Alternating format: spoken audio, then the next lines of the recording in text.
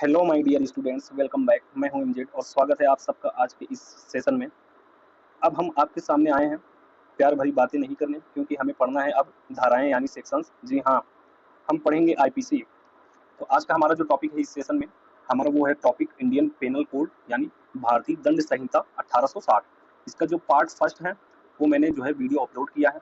उसमें जो है इंट्रोडक्शन पार्ट था, उसमें मैंने बता दिया है। अब ये हमारा जो है इसमें जो है थ्योरी पार्ट रहेगा। अगर इसमें या तो एक पार्ट में बना देंगे या तो जो है दो पार्ट में ले आएंगे इसको। पहले मैं थ्योरी बताऊंगा फिर उसके बाद जो है आपको जो थ्योरी पढ़ाऊंगा उस बेस पे क्वेश्चन आएंगे। इसमें क्वेश्चन जो है हमारे इलाहाबाद यूनिवर्सिटी में और सीयूटी में पूछा जाता है। दो टाइप के क्वेश्चन होते हैं, जितने भी लॉज हैं दो टाइप से क्वेश्चन बनते हैं। पहला टाइप क्या रहेगा, जो थ्योरी रहेगा, थ्योरी बेस पे डायरेक्ट क्वेश्चन पूछता है। और दूसरा क्या रहेगा, वो लीगल रीजनिंग रहेगा। लीगल रीजनिंग क्या रहेगा, जब मैं उसको पढ़ाऊंगा तब बताऊंगा। अभी जैसे थ्योरीज जो रहेंगे उस पर डायरेक्ट क्वेश्चन पूछेगा थ्योरीज पे, लेकिन लीगल रीजनिंग में आपको एक ऊपर जो है रीजनिंग देगा, फिर नीचे क्वेश्चन देगा। तो आपको वहां से जो है अपने माइंड को वहां पे कैलकुलेट करके आपको उस क्वेश्चन को अटेम्प्ट करना पड़ेगा। लेकिन इसमें क्या है, इसमें डायरेक्ट जो है थ्योरी आप पढ़ेंगे, याद करेंगे, वहां पे आप क्वेश्चन जो है आपको आंसर मिल जाएगा। तो हमारा जो है अब आईपीसी का हम थ्योरी पढ़ेंगे, फिर इसके बाद थ्योरी पढ़ने के बाद इस पे जो है हम थ्योरी बेस्ड क्वेश्चन ले आएंगे। थ्योरी बेस्ड क्वेश्चन के बाद फिर आईपीसी का लीगल क्वेश्चन ले आएंगे। ठीक है, तो आज हमारा जो है आईपीसी 1860 भारतीय दंड संहिता इंडियन पेनल कोड 1860 आज हम शुरू करने जा रहे हैं। तो अब हम वैसे तो फ्री हो गए हैं, फ्री मतलब जो है मेरे एग्जाम और प्रेजेंटेशन से सब कुछ से फ्री हो गए हैं। तो अब हम आपके सामने मतलब एवरीडे जो है आपके सामने रहेंगे, आएंगे, लॉज भी पढ़ाएंगे, कॉन्स्टिट्यूशन भी पढ़ाएंगे, और अगर टाइम मिला तो हम आपको जो है लास्ट में, अभी तो करंट अफेयर नहीं, लास्ट में मैं बताऊंगा जब 10-15 दिन बचे रहेंगे तब करंट अफेयर में बताऊंगा। लेकिन हिस्ट्री का कुछ टॉपिक है मैं उसको कवर कर लूंगा।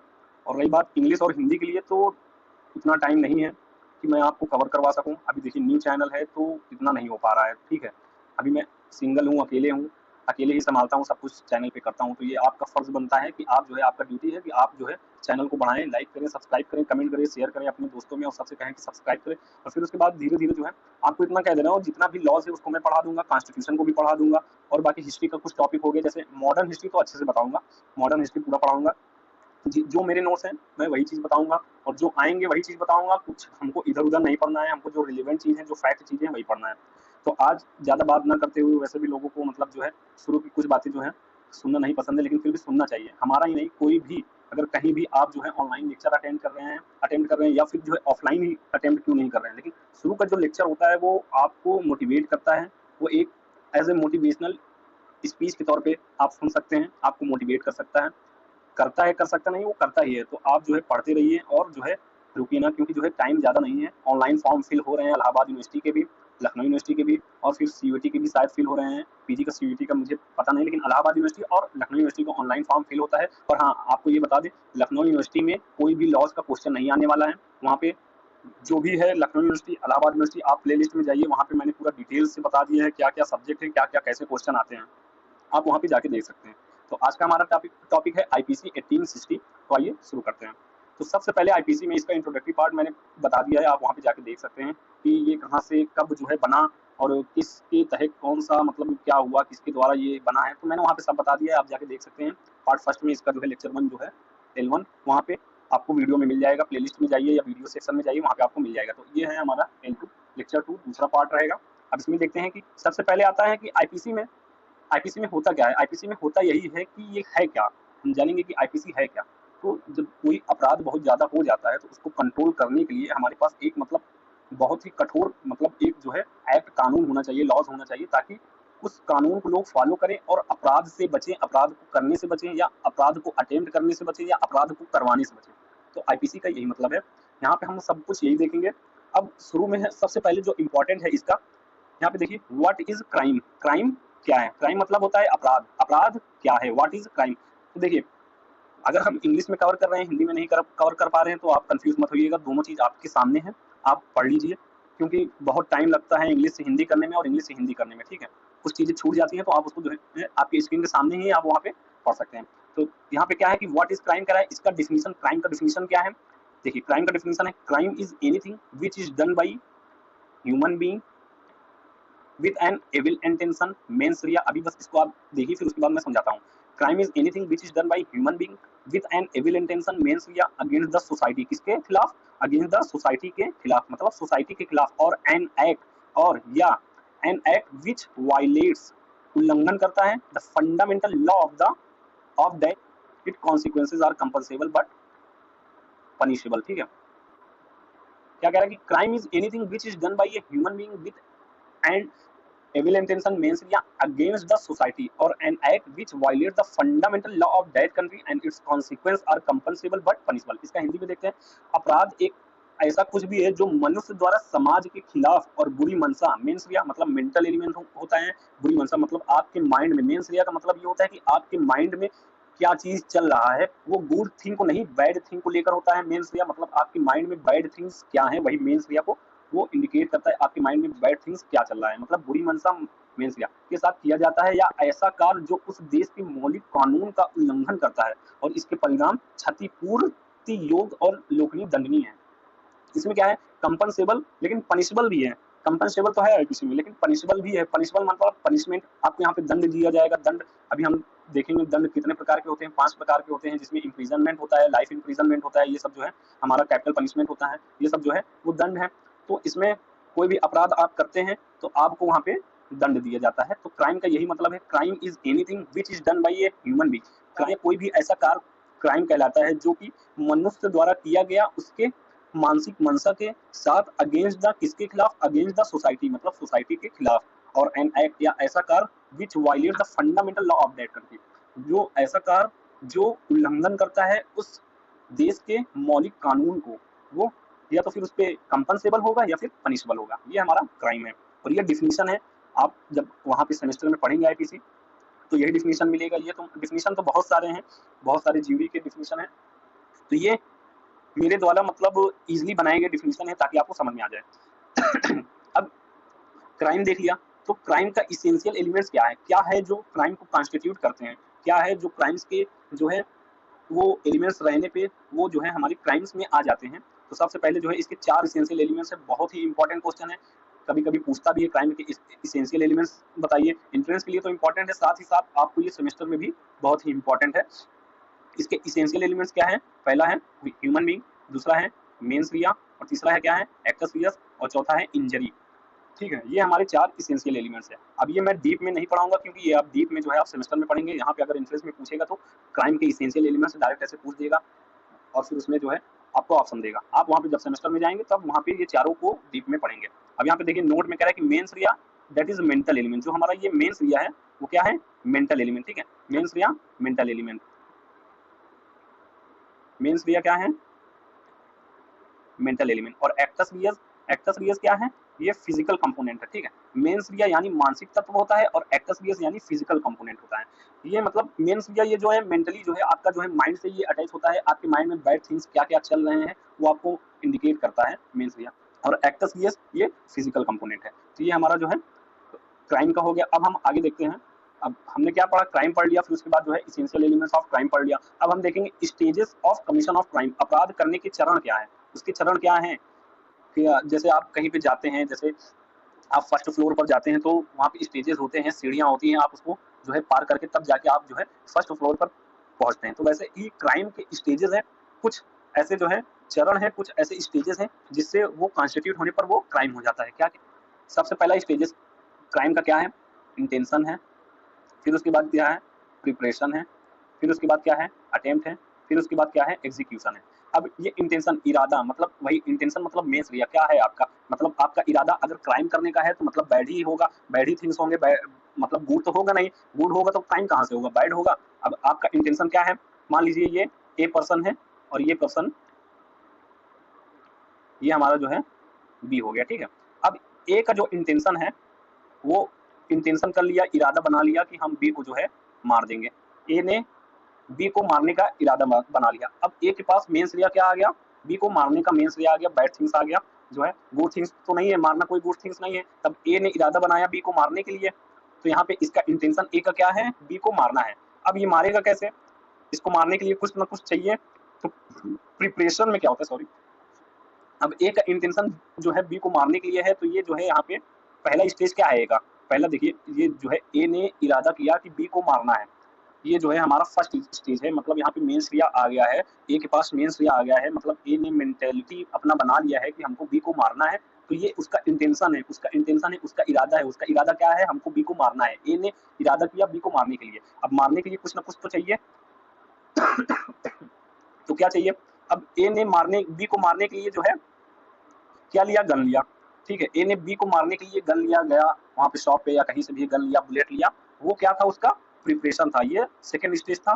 प्रिपरेशन क्या था, ए ने पहले इंटेंशन कंप्लीट किया, इरादा बना लिया बी को मारना है, अब मारने के लिए गन चाहिए, तो ए ने जाके कहीं से भी गन का और बुलेट का इंतजाम किया बी को मारने के लिए। अब तीसरा क्या है, अब देखिए यहाँ तक तो ये है, लेकिन यहाँ तक ये पनिशमेंट नहीं है, क्राइम नहीं है, ठीक है। इंटेंशन किया, प्रिपरेशन किया, लेकिन ये अपने ही तक किया।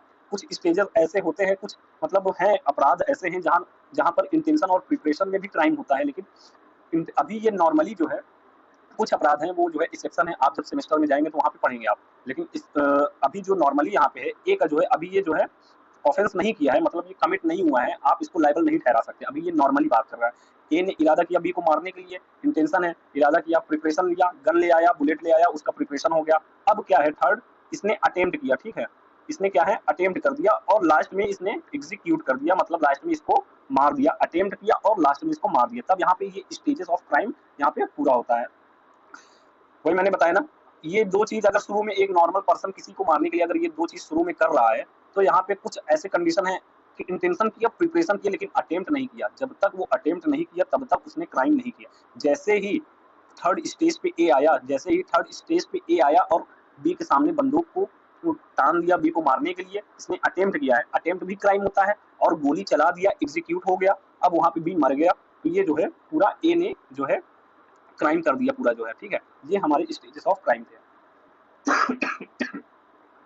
जैसे इसेंशियल एलिमेंट्स भी इंपॉर्टेंट होता है, और वैसे ही स्टेजेस ऑफ क्राइम भी इंपॉर्टेंट होता है। अगर आपको पूछता है तो अच्छी बात है, नहीं पूछता है तो ये आपके नॉलेज के लिए ही बेहतर है, ताकि आपको समझ में आए कि क्राइम होता क्या है। और बाकी ये आपको इजीली जो है, जब वहाँ पे फर्स्ट सेमेस्टर या सेकंड सेमेस्टर जहाँ पे भी आपका जैसा भी सिलेबस हो, वहाँ पे आप जाएंगे, फर्स्ट सेमेस्टर एयू के फर्स्ट सेमेस्टर में ही आईपीसी है, तो वहाँ पे आप जाएंगे तो आपको वहाँ पे समझ में आएगा इजीली, हाँ इसेंशियल एलिमेंट्स क्या थे, जो है ह्यूमन बीइंग, मेंस रिया, मेंटल एलिमेंट्स और एक्टर्स रियस, और फिर उसके बाद इंजरी, चार उधर थे। स्टेजेस ऑफ क्राइम क्या थे, इंटेंशन है, प्रिपरेशन है, अटेम्प्ट, एग्जीक्यूशन है, ये हमारा जो है क्राइम हो गया। अब उसके बाद जो है हम आते हैं व्हाट इज ऑफेंस। ऑफेंस क्या है, ये बहुत ही कंट्रोवर्सी वाला क्वेश्चन है कि क्राइम और ऑफेंस में डिफरेंस क्या है। तो ये मैं बहुत ज्यादा डीप में नहीं जाऊंगा, ये आप सेमेस्टर में पूरा डीपली पढ़ेंगे। तो अभी मैं बस आपको उस लेवल तक तैयार कर रहा हूँ कि आप जो है लॉस के क्वेश्चन को अटेम्प्ट कर सके और लॉस को समझ सकें, ठीक है। अपराध, अपराध क्या है, बहुत ज्यादा अंतर नहीं है क्राइम और ऑफेंस में, तो मैं अभी एकदम डीपली अंतर नहीं बताऊंगा आपको, जो है सामने मैं बस वही दिखाऊंगा। अब देखिए ऑफेंस, ये जो वर्ड ऑफेंस है, ये देखिए, ये ऑफेंस वर्ड पे ध्यान दीजिए, क्योंकि जो है आईपीसी, बेयर एक्ट, जितने भी लॉज हैं, जितने भी एक्ट बने हुए हैं, वर्ड बहुत ही इंपॉर्टेंट है, वर्ड पे ध्यान दीजिए। ये ऑफेंस, क्राइम का बात नहीं होता है, क्राइम का भी तो अपराध है, लेकिन यहाँ पे ऑफेंस का जो अपराध हो रहा है इसका बात कर रहे हैं कि ऑफेंस क्या है, ठीक है। ऑफेंस मतलब देखिए, क्राइम कहीं नहीं डिफाइंड है, ये आपका जो क्राइम है वो कहीं मतलब इंडिविजुअली या स्पेसिफिकली इसके लिए कोई वर्ड कहीं डिफाइंड नहीं है, ठीक है। तो ये ऑफेंस क्या है, the word offence is defined under section 40 of Indian penal code 1860। क्या है वर्ड ऑफेंस, सेक्शन 40 अपराध आईपीसी 1860 की धारा 40 में परिभाषित है। क्या अपराध, अब देखिए हिंदी में यहाँ पे कंफ्यूज हो जाएंगे, अपराध तो क्राइम को भी कहते हैं, लेकिन क्राइम डिफाइंड नहीं है सेक्शन 40 में, वो तो ऑफेंस डिफाइंड है, तो इसमें कंफ्यूज मत होइएगा। मैं बोल रहा तो हिंदी थोड़ा मतलब टिपिकल पड़ जाता है थोड़ा, अगर आपको इंग्लिश आता है तो बहुत ही ईजी लगेगा उसको लैंग्वेज को समझने में। हिंदी अभी आप बेयर एक्ट जब देखेंगे तो वहाँ पे थोड़ा मतलब हार्ड लैंग्वेज हो जाता है लॉस के लिए। तो आप यहाँ पे देखिए ऑफेंस और क्राइम बहुत ही माइन्यूट इसका जो है अंतर है, ठीक है। तो मैं बस आपको इतना बता रहा हूँ कि the word offence has been defined in section 40 of Indian penal code 1860। अब यहाँ से एक क्वेश्चन पूछेगा कि ऑफेंस कौन से सेक्शन में डिफाइंड है, ऑफेंस कौन से सेक्शन में डिफाइंड है, आईपीसी के 1860 सेक्शन 40 में डिफाइंड है। आईपीसी के सेक्शन 40 में डिफाइंड है ऑफेंस, क्या डिफाइंड है, आईपीसी के सेक्शन 40 में डिफाइंड है ऑफेंस। ऐसे ही क्वेश्चन पूछता है, डायरेक्ट क्वेश्चन पूछ लेता है कि ऑफेंस कौन से सेक्शन में डिफाइंड है, आईपीसी के सेक्शन 40, आईपीसी के सेक्शन 40 में ऑफेंस डिफाइंड है। क्या कहता है कि the term offence denotes, offence क्या कहता है कि the term offence denotes a thing made punishable under criminal code और under any special law is punishable with imprisonment for term of 6 month और अपवर्ड्स वेदर विद और without fine. इसका क्या मतलब है, अपराध शब्द का अर्थ की आपराधिक संहिता या किसी विशेष कानून के तहत दंडनीय बनाई गई चीज 6 महीने की अवधि के लिए कारावास या जुर्माने के साथ या बिना जुर्माने के साथ दंडनीय है, ठीक है। A thing made punishable, offence denotes a thing made punishable, कोई भी कार्य किया गया है मतलब अगेंस्ट द, अगर जैसे मैंने वहां पे आपको क्राइम का बताया था क्या है कि वो वायलेट करता है कि fundamental law of that country, तो ठीक है। तो वो वायलेट करता है तो वो क्राइम हो जाता है। तो ऐसे ही कोई भी किया गया कार्य जो पनिशेबल हो, ठीक है, कोई भी किया गया कार्य जो पनिशेबल हो वो ऑफेंस की कैटेगरी में आएगा। जैसे अब यहाँ पे मैंने बताया ना, ए ने बी की मृत्यु कर दी, ठीक है, ए ने बी की मृत्यु कर दी, ये क्राइम तो है लेकिन ये साथ में ही ऑफेंस भी है, ठीक है। ए ने बी की मृत्यु कर दी तो ये पनिशबल है भाई, मृत्यु आपने किया किसी का तो वो पनिशबल है ना, वो पनिशबल है। मर्डर डिफाइंड है ना सेक्शन 30 के आईपीसी में, 300 सेक्शन 300 के आईपीसी में मर्डर डिफाइंड है, तो वो पनिशबल है, तो ये ऑफेंस हो गया, ठीक है। अब देखिए मैं बता रहा हूँ ना, क्राइम और ऑफेंस में बहुत ही छोटा अंतर है कि अब जब वहां पे बेयर एक्ट आप खोलेंगे तो ऑफेंस में जितने भी सेक्शन डिफाइंड हैं वो क्राइम होते हैं, और बाकी उसके अलावा जितने हैं सब जो है आप कह सकते हैं ऑफेंस है, ठीक है। जब आप वहाँ पे बेयर अगर एक्ट आपके पास होगा तो ठीक है, नहीं होगा तो आप जब सेमेस्टर में जाएंगे तो वहाँ पे आप इसको अच्छे से पढ़ेंगे। यहाँ पे बस इतना आपको जो यहाँ से क्वेश्चन बनेगा वो यही बनेगा कि ऑफेंस कौन से सेक्शन में डिफाइंड है, या फिर सेक्शन 40 आईपीसी 1860 में क्या डिफाइंड है, ऑफेंस डिफाइंड है, यहाँ से ये क्वेश्चन बनता है। अब आगे जाते हैं हम पनिशमेंट पे। पनिशमेंट क्या है? Punishment defined under section 53 of IPC 1860। Punishment कहाँ डिफाइंड है? सेक्शन 53 धारा 53 के अंदर, आईपीसी की धारा 53 के अंदर पनिशमेंट यानी सजा को डिफाइन किया गया है, परिभाषित किया गया है। और जो पनिशमेंट कितने प्रकार के होते हैं? 5 प्रकार को मैंने आपको जैसे अभी शुरू में बताया था, पनिशमेंट 5 प्रकार के होते हैं। कौन कौन से होते हैं? डेथ, पहला होता है डेथ या कैपिटल पनिशमेंट, मतलब आपको जो है मौत की सजा सुना दिया जाता है। फिर उसके बाद दूसरा होता है इम्प्रीजनमेंट फॉर लाइफ, मतलब आजीवन कारावास हो गया। फिर उसके बाद इम्प्रीजनमेंट 2 टाइप, मतलब कारावास 2 प्रकार के होता है। पहला होता है rigorous, that is with hard labour, पहला है रिगरस और दूसरा है सिंपल। मतलब कारावास 2 प्रकार का होता है। पहला होता है कठोर, अर्थात कठोर श्रम वाला, मतलब कठोर होगा जिसमें आपको मजदूरी या जितना भी वहाँ पे जो कुछ होगा बहुत ज्यादा कठोर रहता है वो करना पड़ेगा। और दूसरा एक है हमारा एकदम सरल नॉर्मल रहेगा। और फिर चौथा हमारा फोर्थ फीचर ऑफ प्रॉपर्टी, यानी मतलब संपत्ति की जब्ती कर लेना। और पांचवा हमारा है लास्ट जुर्माना, फाइन देना आपको। ये हमारा पनिशमेंट है। पूछता है पनिशमेंट कितने प्रकार के होते हैं, आपको याद करना पड़ेगा। फिर उसके बाद जो है पनिशमेंट कहाँ पे डिफाइंड है? सेक्शन 53 ऑफ आईपीसी 1860 में डिफाइंड है। और आपको ये मैंने बता दिया है, यहाँ से एक क्वेश्चन बनता है, मैं बार बार 1860 कह रहा हूँ कि आईपीसी 1860 इसको कहा जाए। ये मैं इंट्रोडक्टरी पार्ट में बताया है, 1860 और 1862 का जो है सिस्टम वो मैंने आपको इंट्रोडक्टरी पार्ट में इजिली बता दिया है। अब हम आगे देखते हैं। अब हमारा जो टॉपिक शुरू हो रहा है वो है मेंटल एलिमेंट्स इन क्राइम। जैसे मेंटल एलिमेंट्स इन क्राइम मैंने आपको बताया ना क्या है। इसेंशियल एलिमेंट्स ऑफ क्राइम का क्या था? इसेंशियल एलिमेंट्स ऑफ क्राइम में हमारा आ रहा था क्या था, जो है ह्यूमन बीइंग था, मेंस रिया था, फिर उसके बाद एक्टस रियस और इंजरी। अब वहीं पे हमको पढ़ना है कि मेंटल एलिमेंट्स इन क्राइम, अपराध में मानसिक तत्व क्या है। सबसे पहले आता है इंटेंशन। इंटेंशन यानी आशय। आशय क्या है? कैसा होना चाहिए आशय? गुड होना चाहिए, बैड होना चाहिए, कैसा होना चाहिए आशय? कह रहे कि इंटेंशन इज द पर्पस और design with which an act is done. आशय वह उद्देश्य या डिजाइन है जिसके साथ कोई कार्य किया जाता है। कोई भी आशय, जैसे उसमें आपको मैंने वहां पे एग्जांपल दिया था, ए का इंटेंशन क्या था? ए का इंटेंशन बी को मारना था, तो ये है। अब ए का इंटेंशन बी को फूल या गुलाब देना नहीं था, ए का इंटेंशन बी को मारना था, तभी उसको क्राइम या ऑफेंस कहा गया है, ठीक है। फिर the burden of proving intention lies upon the prosecution. कह रहे कि कार्य के आशय सिद्ध करने का भार अभियोजन पर है। Burden of proving intention lies upon the prosecution. अभी मैं आपको बता देता हूँ। एक होता है, देखिए, एक होता है, मैं यहाँ पे लिख नहीं पाऊंगा, शॉर्ट में लिखूंगा। एक होता है प्लेंटिफ होता है और वर्सेस डिफेंडेंट होता है, ठीक है। यहाँ पे आप कंफ्यूज मत होइए, बहुत लोग कंफ्यूज होते हैं, मैं बता रहा हूँ। प्लेंटिफ वर्सेस डिफेंडेंट, और एक होता है प्रोसिक्यूशन वर्सेस, एक होता है प्रोसिक्यूशन वर्सेस डिफेंडेंट। अब देखिए केसेस 2 प्रकार के होते हैं, ठीक है। एक सिविल केसेस होते हैं, एक क्रिमिनल केसेस होते हैं। हम लोग यहाँ पे क्या पढ़ रहे हैं? यहाँ पे देखिए, यहाँ पे हम लोग क्राइम पढ़ रहे हैं, तो इसका जो केस बनेगा वो क्रिमिनल केस पे होगा, ठीक है। देखिए ये आईपीसी है, ये थोड़ा नॉर्मली आपको ऐसे ही पढ़ के नहीं निकलना है। अगर आप पढ़ रहे हैं तो हर एक चीज की जानकारी होनी चाहिए, एक एक वर्ड की जानकारी होनी चाहिए। अब यहाँ पे आ गया प्रोसिक्यूशन, आपको तो पता ही नहीं होगा कि प्रोसिक्यूशन क्या होता है, मैं बता रहा हूँ, डोंट वरी। प्रोसिक्यूशन क्या होता है मैंने बताया ना। केसेस 2 प्रकार के होते हैं, एक सिविल केस होता है, एक क्रिमिनल केस होता है, ठीक है। अब वहीं पे क्या होता है ये देखिए, पहला वाला, इसको देखिए मैं लिख नहीं पा रहा हूँ, ये पहला वाला है प्लेंटिफ वर्सेस डिफेंडेंट और दूसरा वाला क्या है? प्रोसिक्यूशन वर्सेस डिफेंडेंट, ठीक है। आप इसको देख लीजिए, पहला वाला क्या है? प्लेंटिफ वर्सेस डिफेंडेंट और दूसरा है प्रोसिक्यूशन वर्सेस डिफेंडेंट। केसेस 2 प्रकार के होते हैं, क्रिमिनल केस होता है और सिविल केस होता है। जो सिविल केस होता है उसमें क्या कहा जाता है? उसमें हमको ये कहा जाता है, जो सिविल केस हमारा होता है उसमें कहा जाता है कि ये प्लेंटिफ वर्सेस डिफेंडेंट होगा, ठीक है। जो सिविल केस में होगा, जो सूट फाइल करेगा उसको हम प्लेंटिफ करेंगे, और जिसके अगेंस्ट सूट फाइल हो रहा है उसको हम डिफेंडेंट कहेंगे। और वैसे ही जो हमारा जो है, जो क्रिमिनल केस होगा, एक मिनट, हाँ, जो क्रिमिनल केस होगा उसमें क्या होगा? Prosecution versus defendant. Civil case में प्लेंटिफ वर्सेस डिफेंडेंट होता है और क्रिमिनल केस में प्रोसिक्यूशन वर्सेस डिफेंडेंट। प्रोसिक्यूशन मतलब जो सूट फाइल करता है उसको जो है प्रोसिक्यूशन कहा जाता है, और डिफेंडेंट जिसके अगेंस्ट सूट फाइल होता है उसको डिफेंडेंट कहा जाता है। ठीक है, अब ये आप भूलिएगा मत, ये बहुत ही मतलब कंफ्यूजन वाला चीज है। तो आप लोग बहुत ज्यादा ऐसे ज्यादातर प्लेंटिफ लोग समझते हैं कि वो क्रिमिनल में भी होता है, लेकिन नहीं, सिविल में प्लेंटिफ वर्सेस डिफेंडेंट, क्रिमिनल में प्रोसिक्यूशन वर्सेस डिफेंडेंट। तो आप इसको जो है अच्छे से समझ लीजिए, ये आपको समझ में आ जाएगा। अब उसके बाद वही इंटेंशन हम पढ़ रहे थे, तो the burden of proving intention lies upon the prosecution, prosecution के ऊपर है कि वो इंटेंशन को अपने प्रूव करे। ठीक है, अब क्या है bona fide good faith intention. Intention दो प्रकार के हो सकते हैं, कौन कौन से हो सकते हैं, या तो वो बोनाफाइड होगा या तो वो मेलाफाइड होगा।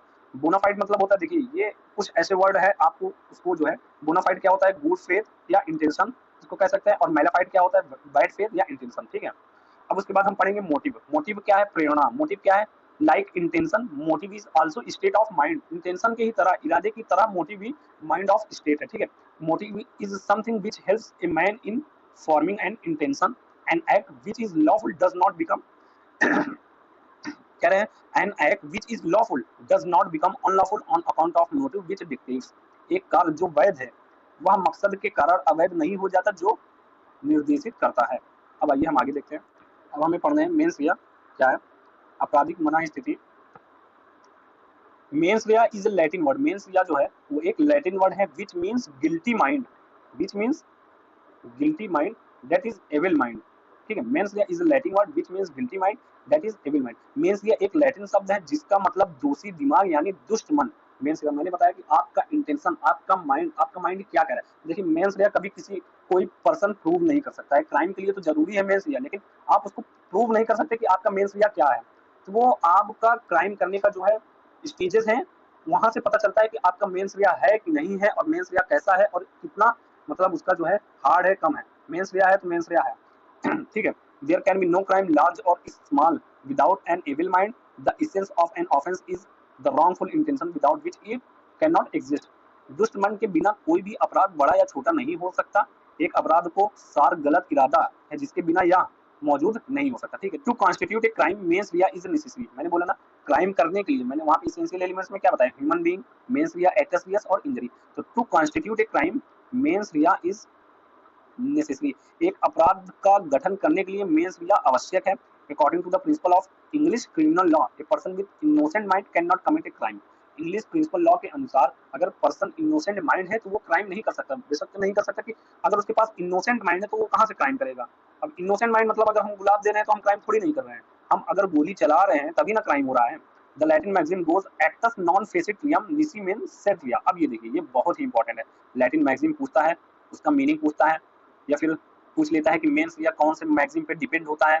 ठीक है, तो आपको यहाँ पे दो लैटिन मैगजीन आए हैं, उसको आप याद कर लीजिए, उसका मीनिंग क्या है सामने है, उसको भी आप याद कर लीजिए। एक्टस नॉन फेसिट रियम निसी मेन सेट रिया, कह रहा है कि द लैटिन मैगजीन गोज एक्टस नॉन फेसिट रियम निसी मेन सेट रिया। मेंस रिया ये दो लैटिन मैगजीन पर है, एक हमारा दूसरा है एक्टस मी इन वीटो फैक्टस नॉन एस्ट मेन एक्टस, एक जो है हमारा ये है। तो ये DU BHU और AU सब में पूछा जाता है लैटिन मैगजीन, आपको जो है पूछ सकता है, हर बार पूछे, हर साल पूछे जाते हैं। तो यहाँ से IPC की इस क्वेश्चन से आप मेंस रिया का जो है लैटिन मैगजीन पूछ सकता है, मेंस रिया का लैटिन मैगजीन क्या है, या फिर डायरेक्ट ये लैटिन मैगजीन देता है और उसका मीनिंग पूछ लेता है। ठीक है, क्या है, एक्टस नॉन फेसिट रियम निसी मीन सेट रिया, इसका मीनिंग क्या है, ये है हमारे पास इसका मीनिंग। क्या लिखा है कि the act does not make one guilty unless the mind is also guilty. एक्टस नॉन फेसिट रियम निसी मेन सेट रिया का जो मीनिंग है, the act does not make one guilty unless the mind is also guilty. इसका मतलब कृत्य किसी को दोषी नहीं बनाता जब तक कि मन भी दोषी ना हो। ठीक है, कोई भी कार्य किसी को दोषी नहीं बनाता जब तक आपका मन, जब तक आपका इंटेंशन, जब तक आपका माइंड खुद दोषी ना हो, तब तक किसी को वो दोषी नहीं बताता। मेंस रिया का यही मतलब है, एक्टस नॉन फेसिट रियम निसी मेन सेट रिया। फिर उसके बाद दूसरा हमारा लैटिन मैगजीन आता है एक्टस मी इन वीटो फैक्टस नॉन एस्ट मेन एक्टस। इसका क्या मतलब है, an act done by me against my will is not my act all. ठीक है, इसका क्या मतलब है, मेरे द्वारा मेरी इच्छा के विरुद्ध किया गया कार्य मेरा कार्य बिल्कुल भी नहीं है। मेरे द्वारा मेरे इच्छा के विरुद्ध किया गया कार्य मेरा कार्य बिल्कुल भी नहीं है। ठीक है, यहाँ पे समझ में आया कि मतलब मैंने तो इच्छा नहीं किया लेकिन मेरे द्वारा हो गया तो ये मेरा कार्य बिल्कुल भी नहीं है। तो ऐसा जो है ये जो है मेंस रिया का दो लैटिन मैगजीन है, ये आपको देखना पड़ेगा और याद करना पड़ेगा। हर बार क्वेश्चन आता है, AU DU BHU सब में पूछता है। तो एक्टस नॉन फेसिट रियम निसी मेन सेट्री एक मैगजीन ये हो गया, और एक्टस में इन बीटो फैक्टस नॉन एस्ट मेन एक्टस दूसरा मैगजीन ये हो गया। तो आपका ये मेंस रिया का टॉपिक हो गया। अब हम आगे देखते हैं।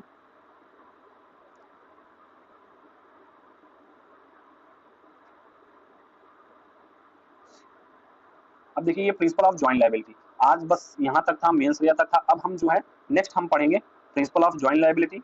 नेक्स्ट टॉपिक से पढ़ेंगे प्रिंसिपल ऑफ जॉइंट लायबिलिटी, संयुक्त दायित्व का सिद्धांत। ठीक है, अगले हमारे जो है जो अगला वीडियो आएगा, नेक्स्ट वीडियो आएगा प्रिंसिपल ऑफ जॉइंट लायबिलिटी, हम उसमें पढ़ेंगे, क्योंकि एक वीडियो बनाने में काफी टाइम लग जाता है। आपको उतना ही चीज मालूम होना चाहिए जो आपके एग्जाम के पर्पज से आपको जो है क्वेश्चन को सॉल्व करा ले, आपको क्वेश्चन को अटेम्प्ट करवा ले। ठीक है, हमारा बस मकसद यही है कि आपको समझ में आए और आप इससे जो है जितना क्वेश्चन हो सके उतना क्वेश्चन अटेम्प्ट कर सके।